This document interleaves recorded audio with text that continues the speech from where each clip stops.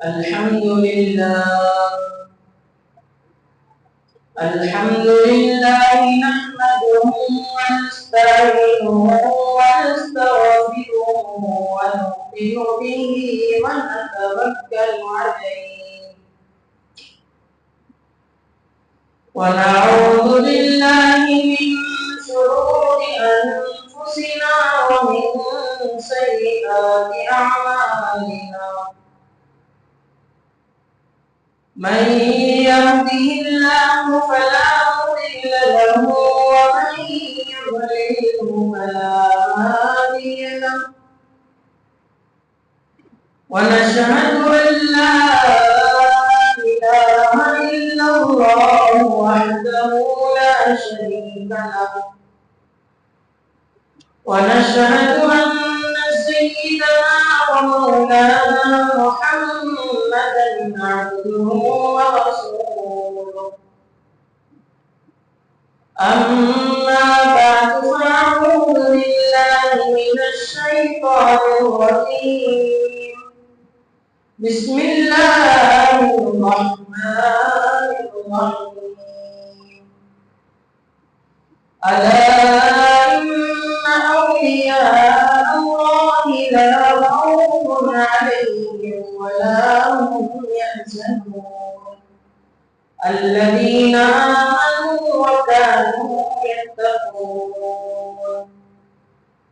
لهم البشرى في الحياة الدنيا وفي الآخرة لا تبديل لكلمات الله ذلك هو الفوز العظيم صدق الله العظيم قال النبي صلى الله تعالى عليه وسلم خيركم من تعلم القرآن وعلمه وقال عليه الصلاة والسلام خيركم لأهله وأنا خيركم لأهلي وقال عليه الصلاة والسلام خيركم المدافع عن عشيرته ما لم يأثم أو كما قال عليه الصلاة والسلام اللهم صل على سيدنا شفيعنا حبيبنا نبينا مولانا محمد وبارك وسلم میرے محترم عزیز دوستو اور میرے ایمانی اور غیرت مند بھائی اور بزرگوں اور عزیز ساتھیوں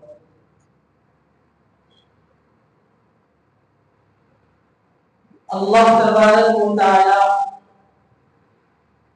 اور رسول اللہ صلی اللہ علیہ وسلم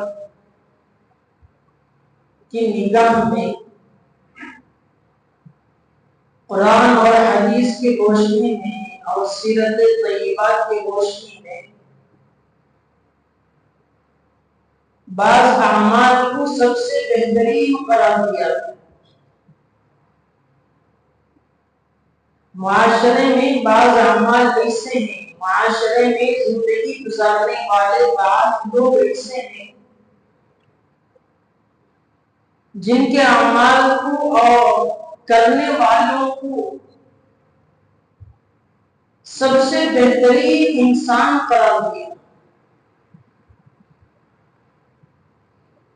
انہی اعمال اور اوصاف معاشرے کا سب سے اعلیٰ اور مثالی وصف قرار دیا۔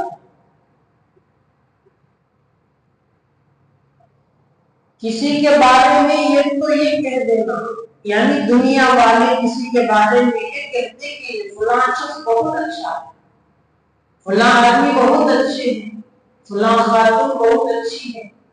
فلاں لڑکا بہت اچھا ہے، فلاں خاندان بہت اچھا خاندان، فلاں محلے کے فلاں گلی کے لوگ بہت اچھے لوگ ہیں۔ ایک تو دنیا والوں کا یہ کہہ دینا کہ فلاں بہت اچھے، دوسرا لسان لوگوں سے یہ کہلوانا کہ نبی آخر الزمان صلی اللہ علیہ وسلم کسی کے بارے میں یہ فرماتے کہ فلاں بہت اچھے آدمی ہیں، فلاں لوگ بہت اچھے لوگ ہیں، فلاں شہر کے فلاں بستی کے لوگ بہت اچھے لوگ ہیں، تو اندازہ لگائے دونوں میں کتنا فرق۔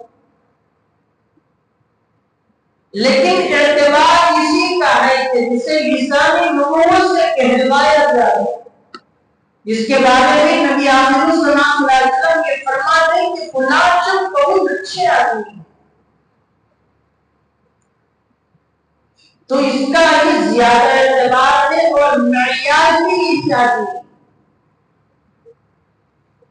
تو رسول اللہ صلی اللہ علیہ وسلم نے اپنی حیات طیبہ میں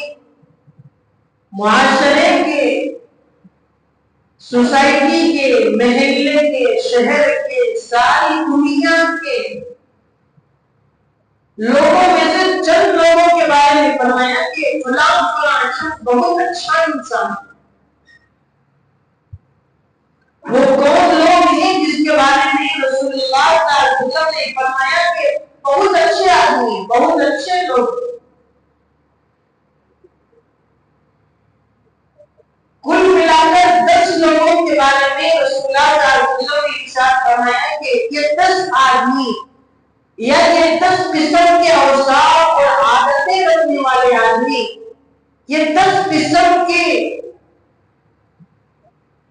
اچھا کیریکٹر اپنانے والے آدمی بہت اچھے لوگ ہوتے ہیں۔ ان میں 10 میں سے 10 کا ذکر کرنا تو بہت مشکل اور دشوار ہے، کچھ نہ کچھ میرے دوستوں میں اور آپ آج مذاکرہ کریں، دیکھیں کہ یہ وقت جن کے بارے میں رسول اللہ صلی اللہ علیہ وسلم نے یہ ارشاد فرمایا کہ یہ بہت اچھے آدمی ہیں، کیا اچھے لوگوں میں سے ہمارا بھی شمار ہے؟ پہلا شخص جن کے بارے میں رسول اللہ صلی اللہ علیہ وسلم نے یہ فرمایا کہ بہت اچھے انسان ہیں، بہت اچھے لوگ ہیں، صحیح بخاری کی روایت ہے، سرکار دو عالم صلی اللہ علیہ وسلم نے ارشاد فرمایا خیرکم من تعلم القرآن وعلمہ، معاشرے کا سب سے بہترین آدمی وہ ہے جو خود قرآن شریف سیکھے اور دوسروں کو سکھائے۔ معاشرے کا سب سے بہترین آدمی وہ ہے، سوسائٹی کا سب سے بہترین عمدہ قسم کا شخص وہ ہے خیرکم من تعلم القرآن وعلمہ، جو خود قرآن شریف سیکھے، کلام اللہ شریف کو سیکھے، اپنائے اور اسی کی شان اور سربلندی کے لیے اپنے آپ کو تیار رکھے اور لوگوں کو بھی سکھائے۔ حضرات صحابہ اور اکابرین، سلف صالحین اور ائمہ مجتہدین رحمہم اللہ کی زندگی میں قرآن شریف کا بڑا عظیم مرحلہ تھا۔ خود قرآن شریف سیکھا کرتے تھے اور لوگوں کو سکھانے کا بھی عظیم جنون تھا حضرات میں۔ اس کی تعلیم دینا، قرآن شریف کی تعلیم دینا، اس کی ترویج اور اشاعت کے لیے قرآن شریف کی تبلیغ کرنا ان کی زندگی کا اہم ترین مرحلہ ہے۔ رسول اللہ صلی اللہ علیہ وسلم، صحابہ کرام اور سلف صالحین، اولیاء نظام، ائمہ مجتہدین رحمہم اللہ اجمعین، ان کی زندگی کے اندر قرآن شریف کی تلاوت کا، قرآن شریف کی تعلیم کا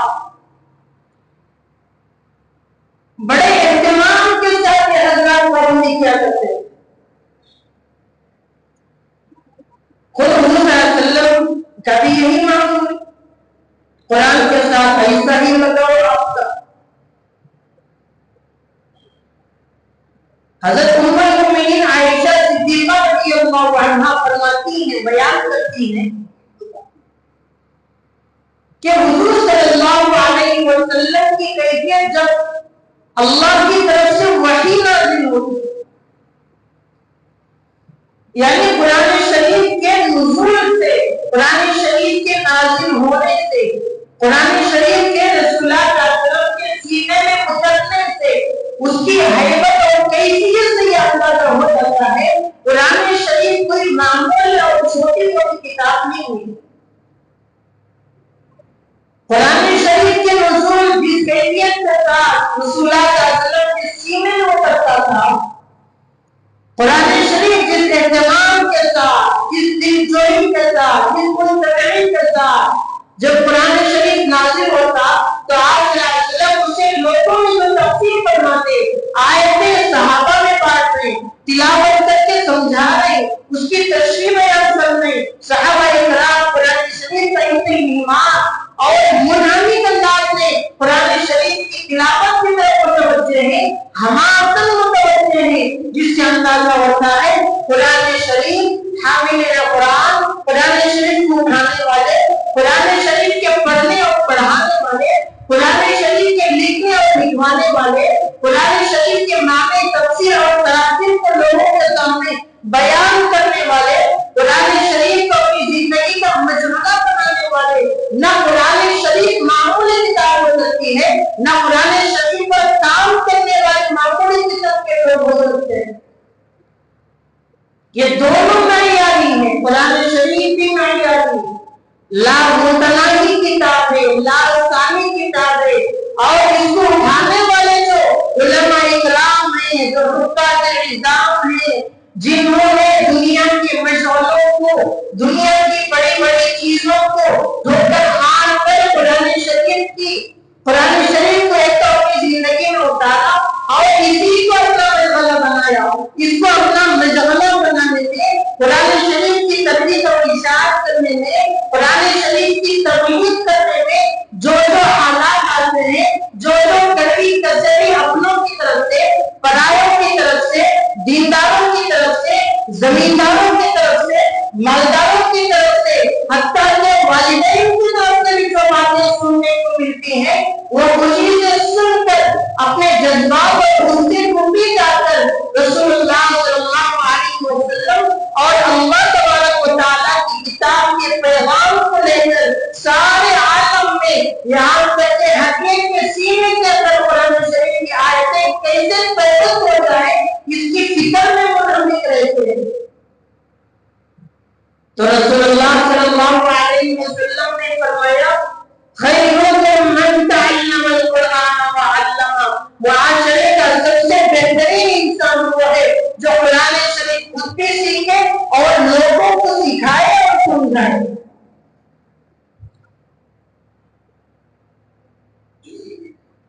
تو حضرت عائشہ رضی اللہ عنہا فرماتی ہیں کہ جب وحی نازل ہوتی، سخت سردی کے عالم میں، سردی کے موقع پر وحی کی ایسی دردناک کیفیت آپ صلی اللہ علیہ وسلم پر ہو جاتی کہ سخت سردی کے عالم میں بھی جب اللہ کی طرف سے وحی نازل ہو جاتی تو آپ صلی اللہ علیہ وسلم پسینے سے شرابور ہو جاتے کہ سردی کا موقع ہے، سخت ٹھنڈی ہے، ایسے موقع پر بھی وحی کا ایسا غضبناک آپ کی کیفیت ہو جاتی، ایسی ناقابل برداشت آپ کی حیثیت ہو جاتی کہ سردی کے عالم میں بھی وحی کی کیفیت کو آپ برداشت نہ کرتے ہوئے اپنے چہرے سے اور جسم سے یہاں تک کہ سر سے پسینہ نکل رہا ہوتا۔ تو یہ قرآن شریف کی حیثیت ہے۔ تو میرے دوستوں، جس کی زندگی کے اندر قرآن شریف ہے، قرآن شریف کی برکات ہے، جس کی زندگی کے اندر قرآن شریف کی تلاوت کا معمول ہے، وہ تو بڑے لوگ ہیں۔ بھلے دنیا کے اعتبار سے ان کے پاس کچھ نہ ہو، لیکن دنیا اور آخرت کے اعتبار سے سب سے زیادہ رئیس لوگ یہی ہیں۔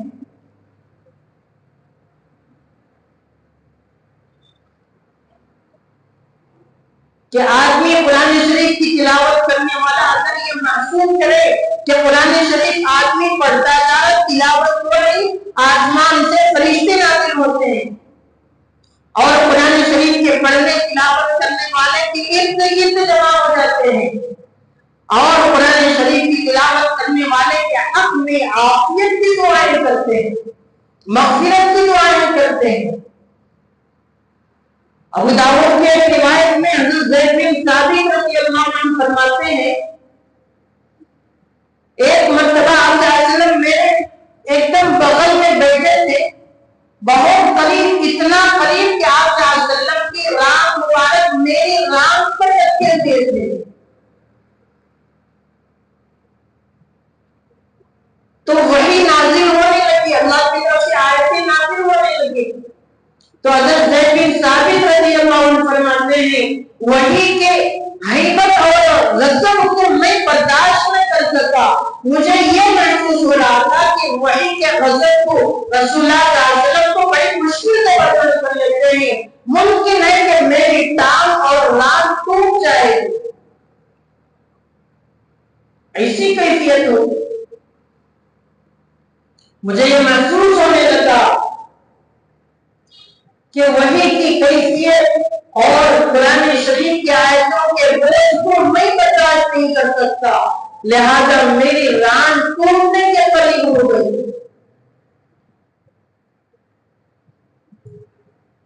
واقعی میں قرآن شریف تو بڑا وزنی قرآن ہے، قرآن کی آیتیں بڑی وزنی آیتیں ہیں۔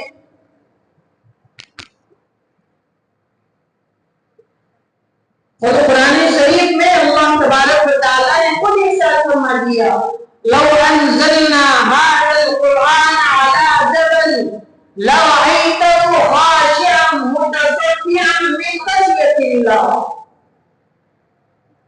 اگر اس قرآن شریف کو ہم پہاڑ پر نازل فرماتے تو ہمارے غضب اور ہمارے خوف کی وجہ سے پہاڑ اگرچہ کہ بڑا سخت ہے، پہاڑ اگرچہ کہ بڑا مضبوط ہے، پہاڑ اگرچہ کہ اس کے اندر انسانوں سے بڑی طاقت اس کے اندر موجود ہے، لیکن ہماری آیتوں کی کیفیت کو، ہماری آیتوں کے بوجھ اور مضبوطی کو پہاڑ برداشت نہ کرتے ہوئے ریزہ ریزہ ہو جاتا۔ اگر ہم قرآن پہاڑ پر نازل کرتے، رسول اللہ صلی اللہ علیہ وسلم پر جب قرآن کی آیتیں نازل ہوتی، جب آپ سفر میں ہوتے، یہاں تک کہ اپنی اونٹنی سواری قصوہ اونٹنی پر ہوتے، جب اللہ کی طرف سے آیتیں نازل ہوتی تو وہ آیتوں کے برداشت نہ کرنے کی وجہ سے وہیں بیٹھ جاتا۔ ایسا کلام، ایسا وزنی کلام۔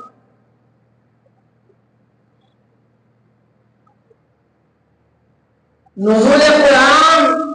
اور جن کے سینوں کے اندر قرآن کی آیتیں، جن کے سینوں کے اندر قرآن کے ترجمے، قرآن کے مسائل، قرآن کے معانی،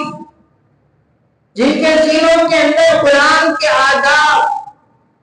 جن کے سینوں کے اندر قرآن کے واقعات اور قرآن کی برکتیں ہیں، وہ معاشرے کا سب سے افضل ترین انسان نہ ہو تو پھر کیا ہو؟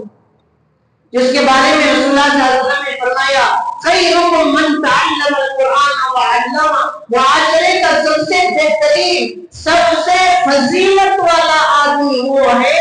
جو خود تو قرآن شریف سیکھے اور دوسروں کو بھی سکھائے۔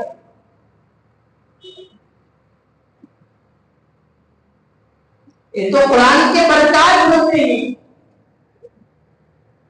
قرآن جب نازل ہوتا ہے تو اپنی رحمتوں کے ساتھ نازل ہوتا ہے۔ آدمی جب قرآن کی تلاوت کرتا ہے تو یہ دیکھیں اپنی اللہ کی رحمتیں چھا جاتی ہیں۔ صحابہ میں سے ایک صحابی، بڑے مقبول صحابی حضرت اسید بن حضیر رضی اللہ عنہ، صحیح بخاری کی روایت، ایک مرتبہ قیام اللیل کے لیے کھڑے ہوئے، نماز پڑھ رہے، قرآن کی تلاوت ہے، قریب میں ان کا گھوڑا بندھا ہوا ہے اور وہی قریب میں ان کا ایک چھوٹا بچہ یحییٰ آرام کر رہا۔ جب یہ قیام اللیل میں کھڑے ہوئے رکعت پڑھ کے نماز پڑھ رہے، قرآن کی تلاوت میں مشغول ہیں، انہوں نے محسوس کیا کہ گھوڑا بہت زیادہ ہنہنانے کی کیفیت میں تھا۔ سرکش کی کیفیت میں تھا. انہوں نے نماز کے حالت میں محسوس کیا کہ گھوڑا یا تو شرارت کرنا چاہتا ہے یا میرا بچہ یحییٰ قریب میں آرام کر رہا. مجھے یہ خطرہ ہے کہ یہ گھوڑا اپنی رسی کو توڑ کر کہیں میرے بچے کو نقصان نہ پہنچائے. یہ سوچ کر انہوں نے جلدی جلدی نماز مکمل کروائی. اس کے بعد گھوڑے کو روکا. یہ روکنے جانے سے پہلے گھوڑا رک گیا. صبح میں حضرت حسین بن حذیفہ رضی اللہ عنہ رسول اللہ صلی اللہ علیہ وسلم کی خدمت میں حاضر ہو کے عرض کرتے ہیں یا رسول اللہ صلی اللہ علیہ وسلم میں نے رات میں یہ ماجرا دیکھا, کیا بات ہے؟ اس کے بعد رات میں جب گھوڑا خاموش ہو گیا میں نے آسمانوں کی طرف دیکھا کہ بہت زیادہ روشنی مجھے محسوس ہو رہی ہے اور میں نے یہ بھی محسوس کیا کہ کچھ لوگ آئے ہوں اور کچھ لوگ گئے ہوں. میں نے یہ محسوس کیا. رسول اللہ صلی اللہ علیہ وسلم نے فرمایا اے حسین بن حسین تم گھوڑے کو اپنے بچے کو چھوڑ کر تلاوت کیوں نہ جاری کرتے؟ آسمانوں پر جو تم نے محسوس کیا ہے وہ قرآن شریف کی تلاوت اور برکت کی وجہ سے, قرآن شریف کی عظمت اور احترام کی وجہ سے اللہ نے آسمانوں سے تمہاری تلاوت اور تمہارے قرآن کو سننے کے لیے اللہ نے آسمانوں سے فرشتوں کو نازل کیا تھا. اگر تم صبح تک قیام اللیل میں مشغول ہو جاتے, قرآن کی تلاوت کرتے رہتے, تو وہ فرشتے یہاں تک کہ صبح تک بھی وہی تمہارے قرآن کی تلاوت سننے میں مصروف ہو جاتے, اتنا مصروف ہو جاتے یہاں تک کہ صبح کے لوگ ان فرشتوں کو وہاں بیٹھ کر تمہارے قرآن کی تلاوت کو سننا محسوس کرتے اور اپنی آنکھوں سے مشاہدہ کرتے. تو یہ قرآن کی برکات ہے.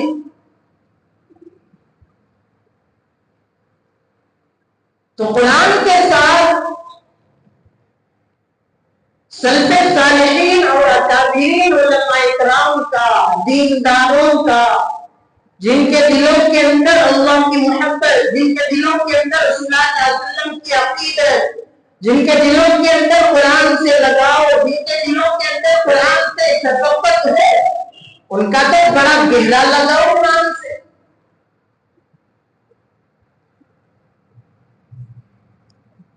ہدی الصالح ایک کتاب ہے جس میں حضرت امام بخاری رحمۃ اللہ علیہ کے متعلق لکھا ہے. حضرت امام بخاری کا رمضان میں خصوص یہ معمول تھا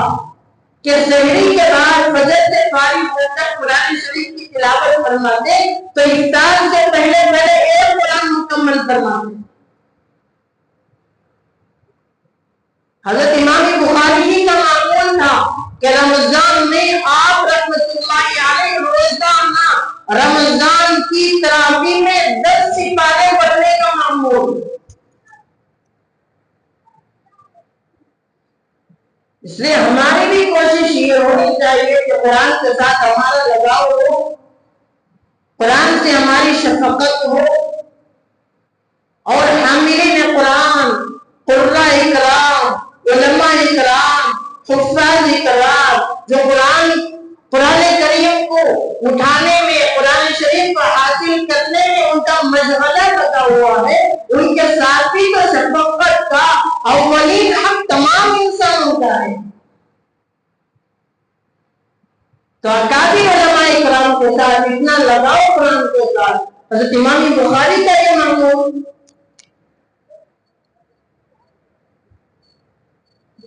میرے دوستو آج ہم کتنا وقت ضائع کرتے ہیں. 24 گھنٹے کی ہماری زندگی ایک دن اور رات کی 24 گھنٹے کی ہے تو 10 سے 12 گھنٹے ہمارے موبائل میں گزرتے ہیں, یا پھر کم سے کم 5 گھنٹے تو گزرتے ہی ہیں. موبائل فون پر کسی سے لگ گئے تو بہت کم ہوتا ہے کہ ضرورت کی بات کر کے ہم نے فون رکھ دیا ہو, یا فون رکھ بھی دیا تو پھر انٹرنیٹ چالو ہوتا ہے, کوئی چیز وہاں سے آتی ہے, واٹس ایپ میں ہمارا وقت لگ گیا, ٹویٹر میں لگ گیا, فیس بک میں کتنا وقت لگتا ہے, انسٹاگرام پہ کتنا وقت ہمارا لگتا ہے, اور نہ جانے کون کون سی ایسی اپلیکیشنیں ہیں جس میں ہمارے 10 گھنٹے روزانہ لگ جاتے ہیں. جب قرآن شریف کی تلاوت کے بارے میں, قرآن سیکھنے کے بارے میں, قرآن کو سمجھنے کے بارے میں, تفسیر سے اپنی زندگی کے اندر برکتیں حاصل کرنے کے بارے میں بات کی جائے تو حضرت وقت کہاں ہے؟ وقت ہی تو نہیں ہے ہمارے پاس۔ میرے عزیزوں بتاؤ وقت کے علاوہ ہے کیا ہمارے پاس؟ وقت ہی سارا، وقت ہی تو وقت ہے۔ کتنا وقت ہمارے پاس ہے اور ہم اسے فضول میں ضائع کر دیتے ہیں۔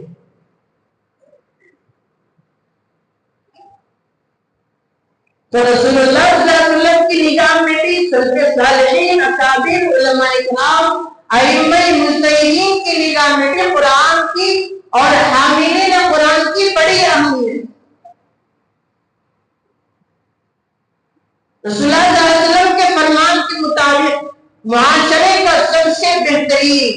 پوری سوسائٹی کا سب سے افضل ترین آدمی وہ ہے جو خود قرآن شریف سیکھے اور لوگوں کو اس کی تعلیم دے۔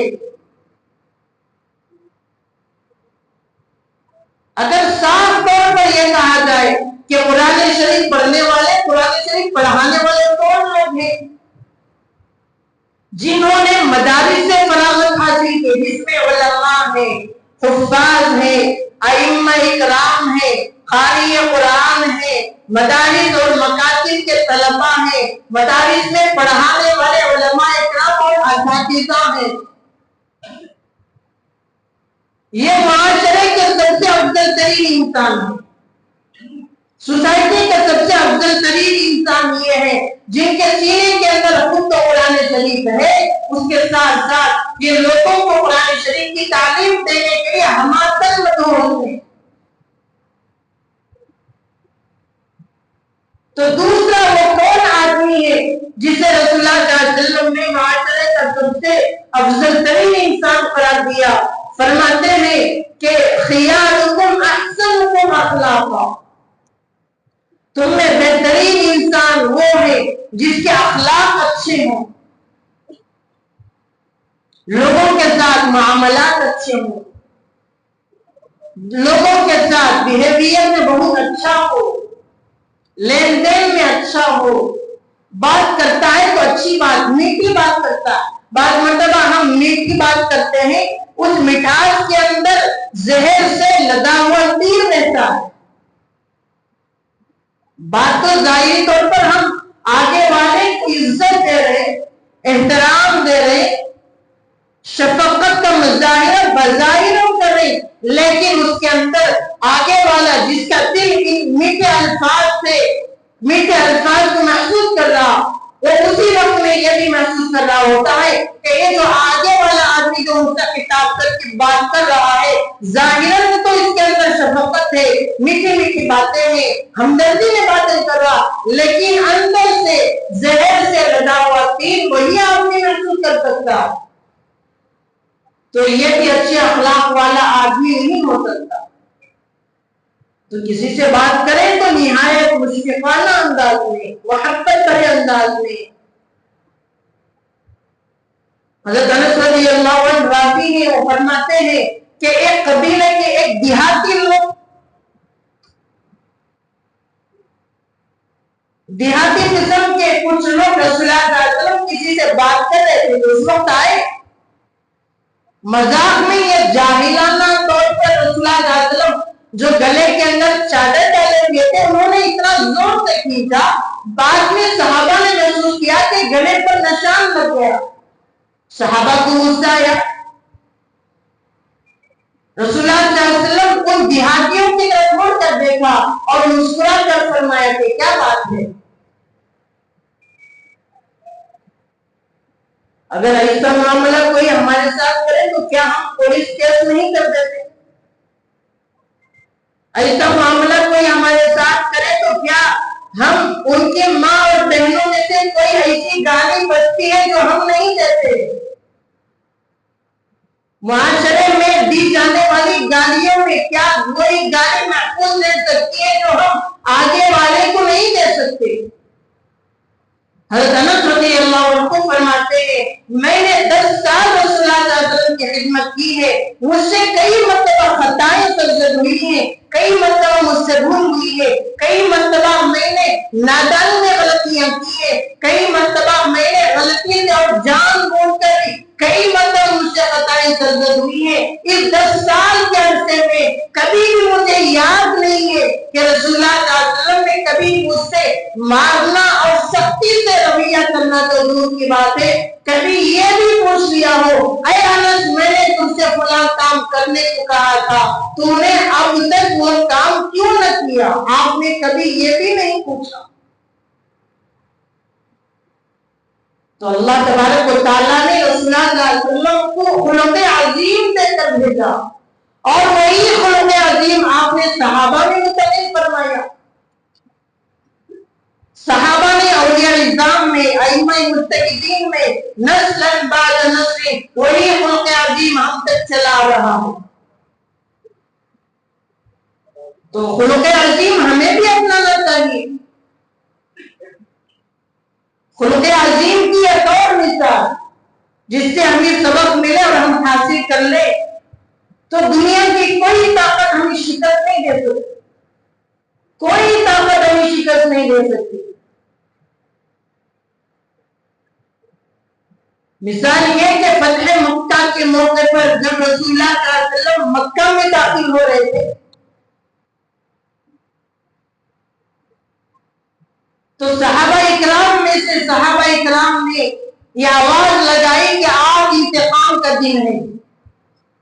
اليوم الانتقام، آج جو ہوگا وہ سرعام انتقام ہوگا، آج جو معاملہ کیا جائے گا، جس نے تکلیف دی ہے اسے باہر لا کر اسے سزا دی جائے گی۔ انہوں نے یہ محسوس کیا۔ رسول اللہ صلی اللہ علیہ وسلم نے سنا تو فرمایا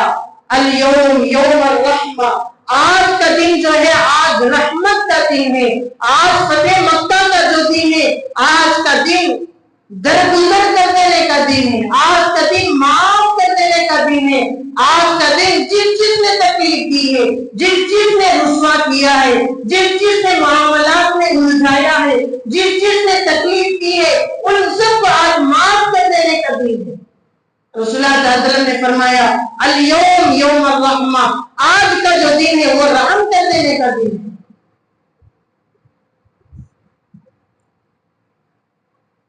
اسدل غابہ اور الاصابہ میں لکھا ہے کہ فتح مکہ کے موقع پر مکے میں 10,000 صحابہ کا لشکر ہے۔ رسول اللہ صلی اللہ علیہ وسلم فاتحانہ شام کے ساتھ، فاتحانہ شان و شوکت کے ساتھ جب داخل ہو رہے ہیں مکے میں تو اپنا سر اور اپنی نگاہیں نیچے کیے ہوئے داخل ہو رہے ہیں، لیکن فاتحانہ شان کے ساتھ اگر کوئی داخل ہوتا ہے، کوئی جنگ میں ہم میں سے کوئی جنگ جیت جاتا ہے تو ہم کیسے داخل ہوتے ہیں؟ ذرا غور تو کریں، ہم کیسے فاتحانہ شان سے داخل ہوتے ہیں؟ کہیں میں داخل ہو، کسی محلے میں داخل ہو، کسی گلی میں داخل ہو، یا کسی خاندان میں ہم داخل ہو تو فاتحانہ شان ہماری آج کے دور کے حساب سے کیا ہوتی ہے؟ بمباری کی جاتی ہے، پٹاخے جلائے جاتے ہیں، ایک دوسرے کی عزت کو نیلام کیا جاتا ہے۔ جس علاقے کے اندر داخل ہو رہے اگر ان لوگوں نے پہلے تکلیفیں دی ہیں تو ان کو وہ گالیاں سود سمیت واپس کی جاتی ہے، یہ سب کیا جاتا ہے۔ لیکن رسول اللہ صلی اللہ علیہ وسلم جب داخل ہو رہے ہیں تو اپنے سر اور نگاہوں کو نیچے کیے ہوئے داخل ہو رہے ہیں، اور آپ نے یہ بھی اعلان فرما دیا اگر کوئی مکے کے اندر داخل ہو جائے تو وہ بھی امن پا جائے گا۔ ابو سفیان کے گھر میں جو داخل ہوگا اس کے لیے بھی امن، ابو جہل کے گھر میں جو داخل ہوگا اس کے لیے بھی امن ہے۔ جو جہاں ہے اگر کوئی یہ سوچ کر کے محمد رسول اللہ مکہ فتح کر کے آ گئے ہیں، آج ہمیں تکلیف دیں گے، انتقام لیا جائے گا، کسی نے اسماء کو تکلیفیں دی، کسی نے حضرت عائشہ کو، کسی نے حضرت سمیہ کو نیزہ مارا، کسی نے حضرت خباب ابن العرب کو تکلیفیں دی، کسی نے مکے کی گلی اور وادیوں میں حضرت بلال کو پتھریلی زمین پر سخت گرمی کے عالم میں چٹان سمیت کھینچا گیا اور بعض صحابہ اکرام کو جلا دیا گیا۔ ان تمام لوگوں نے سوچا کہ آج محمد رسول اللہ آج اندر داخل ہو رہے تو سب پر ظلم ہوگا، لہذا سب کے سب اپنے دروازے بند کر لیں، رسول اللہ صلی اللہ علیہ وسلم کی محبت تعلقات کی بنیاد پر اے میرے دوستوں قربان جائیں. رسول اللہ صلی اللہ علیہ وسلم نے یہ بھی فرما دیا آج یہ سوچ کر کے ہم ظلم کریں گے اگر کوئی دروازہ بند کر لے اگر کوئی اپنا در بند کر لے تو اس کے لیے بھی محمد رسول اللہ کی طرف سے امن دی جاتی ہے. ابو جہل کی بہو ام حکیم رسول اللہ صلی اللہ علیہ وسلم کی خدمت میں آئی اور عرض کیا یا رسول اللہ صلی اللہ علیہ وسلم میں چاہتی ہوں کہ آپ کی محبت اور میانہ روی اور اخلاق کو دیکھ کر اسلام میں داخل ہو جاؤں. رسول اللہ صلی اللہ علیہ وسلم خوش ہو گئے اور کہا کہ یا رسول اللہ صلی اللہ علیہ وسلم میں یہ چاہتی ہوں کہ میرے شوہر اکرمہ جو ابو جہل کے بیٹے ہیں انہوں نے پہلے زمانے میں آپ کو بڑی تکلیفیں اور اذیتیں پہنچائی ہیں. کیا میں یہ آپ سے امید لگا سکتی ہوں کیا آپ اکرمہ کو بھی معاف فرما دیں گے؟ رسول اللہ صلی اللہ علیہ وسلم نے فرمایا ہاں اکرمہ کو بھی معافی دے دی جائے گی. اور وہ اکرمہ جو رسول اللہ صلی اللہ علیہ وسلم سے ڈر کر یمن کو بھاگنے کے لیے تیاری کر رہے تھے یہاں تک کہ سمندری سفر سے جا رہے تھے